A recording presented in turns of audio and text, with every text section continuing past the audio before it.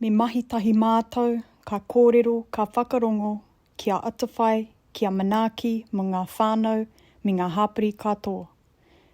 Kia rātou te tino rangatiratanga, i o rātou haora. Kia pai te taha tinana, te taha wairua, te taha whānau, me te taha henengaro hoke. Humi e, hui e, tāiki e. Kia Kotahi Partnership and Design is a simple, values-based, 6-step process which is adaptable to every situation and people group. Te Tiriti or Waitangi has been the main driver for the framework to ensure we improve partnership and achieve equity. The design shape of the process is like a pātiki or flounder, which reminds us of the whakatauki e kore ai te pātiki I hoki anō ki tōna puehu, to which we interpret as don't keep going around in circles, back to the same ways of thinking, the same processes. Be brave, move forward, look for new ways of working, new ways of thinking. So the values are our po, the driver within the process, to help us lead and work with aroha. These values are expressed in te reo Māori, but are really values that apply to all of humanity.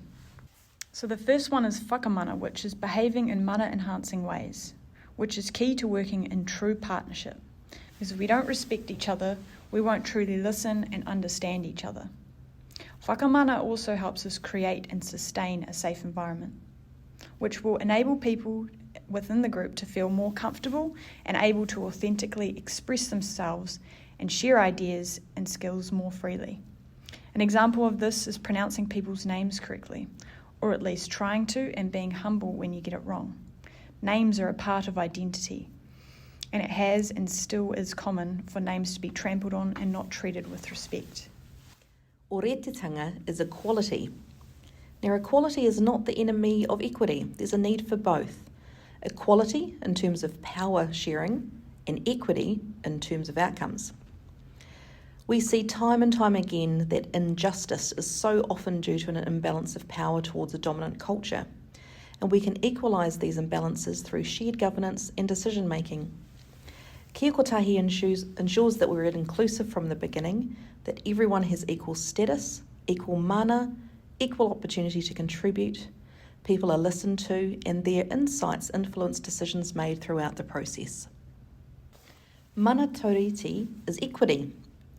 Now, equity is an easy word to say, and we see it everywhere, in documents, policies, and strategic plans. But what it really asks for us to do is something different for one group than what we'll do for another. This value means that in the co-design process, we're willing to change how resources are distributed to reduce the equity gap. An example of this is when there are a pool of funds for a particular outcome. We can no longer approach it as one size fits all. Different people in our communities will need different engagement methods and different resources to achieve the outcome for that health system investment. Mā koha, which is open-mindedness. Now, this step is about accepting that no one person or one group knows it all, knows what's best for everyone. Everyone has different perspectives and ways of working and living. So there's an opportunity to learn and implement new and alternative ways of working. Processes and systems have not worked for many in the past, and they still don't to this day. So bringing in those alternative concepts and worldviews and being receptive and open-minded to these are key in making an impactful change. Because if we keep thinking the same way, we'll find ourselves having the same problems. To wānanga is to have everyone's contribution. It's a process that takes time, and it's a different way of coming to a decision. It requires everyone involved in the process to be observant, to be sincere, to listen carefully, and most importantly, to learn. There will likely be a whole lot of discussion, quite a number of disagreements, and different worldviews and opinions. But this is all fine. These productive conversations eventually get distilled down to a place of agreement or consensus to move forward in the process. We cannot rush this. Tino rangatiratanga, or self-determination. So the other 5 values give opportunity for tino rangatiratanga to truly shine. This was guaranteed to us in Te Tiriti o Waitangi and has not been delivered. Therefore, it is a goal, not just a value. Tino rangatiratanga can be interpreted differently depending on the person and the kaupapa. So for example, for individuals, this is about giving the individual the tool, resources and information to make decisions over their health and well-being. For communities, this may look like spreading out the power to those who currently lack it and thus enables that community to provide better services to the whānau within the community. So now we'll move on to the steps. The first step is timatanga mai, karanga mai, kōrero mai, māwai. And in summary, this step is about making sure that you have the right people at the table from the very start of the process. This is key to working in true partnership and not in consultation. We may find that we need certain people at step 3. And if this is the case, kei te pai, bring them up to scratch with all of the information of the group's journey so far.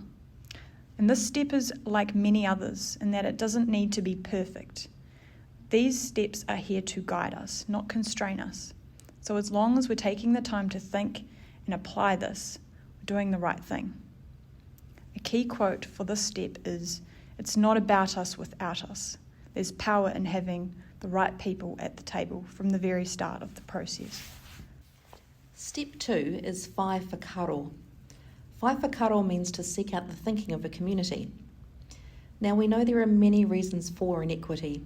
It can be due to the impact of politics, societal norms, our environment, our financial status, and of course imbalance of power and institutional racism. When we connect with the community and find out their experiences, we need to capture the responses in their raw form. So regardless of how uncomfortable it can be, we need to highlight the power of storytelling in a safe environment. So as well as finding out about successes, we will also ask our whānau and communities to share their pain so we can learn, we can empathise and take steps to make amends to ensure this doesn't occur in the future. One way to think about this step is that we have 2 ears and 1 mouth for a reason. Try to listen at least twice as much as we speak. Now doing this step well does take time, so please do not rush. Step 3 is wāwata, which means to dream. So dreaming's not a word we hear much in health, unless you're in a sleep study of course. Wāwata is taking the stories, the expertise and life experiences from the community and creating something new. So this is really important. We're not simply reiterating what has always been. So the question to ask in this step is, what would amazing look like if we had no limitations?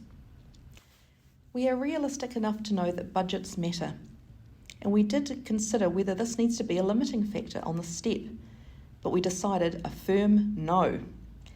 Equity is expensive, but inequity, that's more expensive. In this new era, we have to think more holistically about cost. It's not just about the pūtea or the money. There are a number of costs to community if we don't get it right. The impact of poverty, unemployment, loss of intergenerational knowledge, people living sicker, shorter lives, and all of this, the impact on our tamariki, our children. So the takeaway to this is, what do communities desire for? What do they aspire to if all of our restrictions were lifted? Step 4 is whakaritinga. Now before we dive into this step, I want to acknowledge that we are halfway through the process and no one has written a plan yet, and this is deliberate. We want to make sure that we have everyone we need at the table, that we take the time to listen and understand each other, and create a safe environment to have crunchy conversations and share thoughts and skills. So leading on from the dreaming stage, we are now able to put the pieces of the puzzle together. The whakaritinga stage is where we develop ideas and new directions through alternative ways of thinking, where we form a plan thinking beyond the kaupapa on the table. During this stage, we want to look at how inequities can be improved and what might the unintentional consequences be in the change of approach. And whilst the intention is partnership, engagement with people at pace can be a challenge. It may mean that some people cannot be around the physical table, and if that's the case, ka pai, be creative. Think of things like using Zoom or going to the community. And lastly, for this step, I want to acknowledge that accountability is really important. So think about how you'll measure and be sure that over time, what you're doing is making a difference. And do you need to tweak the approach as you go to stay on track? The next step is tuhituhinga. Now this step is where we actually form and write the plan together. And when doing this, we want to avoid the fine print. We want to be creative in what the plan looks like and think about the different learning styles, consider those with less literacy, of those who are non-English speakers, and think of different ways of expressing what has been heard. So using things like sound bites, videos, or images. When exploring a draft, think ahead. How will you manage the responses from the wider community? During this step, you also want to provide different ways of gathering information that reduces barriers for people to be able to engage.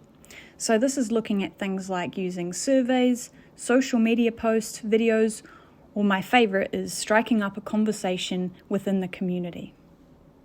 Step 6 is whakamārama. This is the final step in the process. Our communities are dynamic, changing, living things. They don't stay the same for decades. However, some of our services, programs and contracts in the health system have been around for a decade, sometimes more. So if the data or our community are telling us that the service is not working for them anymore, or that there are people missing out, we have to have the courage to adapt and change so that it remains fit for purpose. This is distilled down to, when we know better, we must do better. This step asks for us to reflect, to share our learnings, both the celebrations but also the failures. We need to monitor outcomes and have courage to change the approach if that's what's indicated. For this step, we'd highly recommend leaning more towards the qualitative or storytelling evidence to supplement the number crunching that we're really good at. How are we going to know we've addressed inequities? Next up is a short video with Emma Jeffrey, who is chair of the CCN Consumer Forum. Consumers in the past have been asked to provide their opinion or share their experiences, and we don't actually know where our input goes or where it ends up. So that closing the loop thing is particularly important to me, because I like to know that mine and other consumers' personal experiences are used for good. In previous co-design processes that I've personally been in and heard that other consumers have been in, it was almost like we were dipped into for information rather than sat around the table as equals. I think it's important because it just makes sense that if you're going to improve or make something for someone, that you would involve them. I don't it's just very, very simple to me. I don't know. You'd never make a decision for someone. You need to ask them and to be involved. Yeah. Paioraki Waitaha, back in 2021, was the pilot project for developing and testing Kia Kotahi Partnership and Design. It was a process for engaging community voice in the planning, development and continuous improvement of healthy lifestyle services to ensure whānau can stay well. We asked the Canterbury community 2 questions. What does health and wellbeing mean to you? And 2, what can the health system do to support you? We connected with various communities with a focus on prioritising Māori, but also connected with Pacifica, culturally linguistically diverse, rainbow, disability, older and younger people and those at rural, and we connected with them at marae, at community groups, at workplaces and in their homes. Now, out of all the distinct information that came through, there were 3 key messages that we heard. 1, whānau and communities want to be heard and at times they feel invisible. 2, that bias, discrimination and racism continue to be present in our health system. And 3, the diversity and skills of our health workforce makes a real difference to people's experience in health. Next up, we'll hear an audio clip from a 38-year-old mama who we met at home during the project. My family, on a bad day, I couldn't even have a shower without feeling like I was going to collapse because of no energy, no air. But yeah, just her looking deeper, not just treating my symptoms, but actually going, okay, this is an ongoing pattern that's deteriorating as you age, despite trying to live a better lifestyle. That just kind of pivoted everything for us, like meaning my family and me as well. And yeah, I've been on this drug now for a year. My lung function sits at 70%, but he said it's stable, and that's good. And I can do stuff that I haven't been able to do for a decade. Key messages. So for the first one, think about what you're committing yourself to.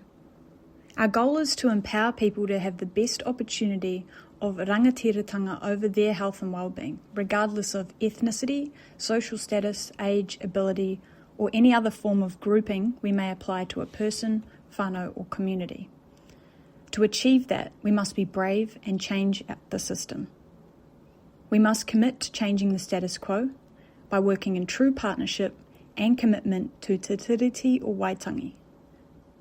The second point is health is more than just a diagnosis and treatment plan. Think more of those wider determinants of health and wellbeing. Think more of te wharitapawha. Kia Kotahi Partnership and Design is a good tool that will help guide you in considering those wider determinants of health. Lastly, we've got decolonising the system. So co-design that follows Te Tiriti or Waitangi reduces discrimination and oppression through courage. A key quote for this is, when you're accustomed to privilege, equality feels like oppression. This idea is an important one. Equality can feel unfair to the privileged. The reality is that unless everyone is a part of the equation, everyone suffers. Another key reflection is that investing time in developing and strengthening relationships is never wasted. Also, Article 3 of the treaty commits to all New Zealanders having accessible and affordable healthcare. We've seen that the impact of colonisation has breached this right for many Māori and priority populations across Aotearoa. The last thing to note is that the 6 values are an excellent way to live and work, both in and out of applying co-design, and that change is difficult. Be patient with yourself, your team, and those participating in the change. Now, it's really important to note that this is just a starter guide for Kia Kotahi Partnership and Design. We're just tipping our toe into it.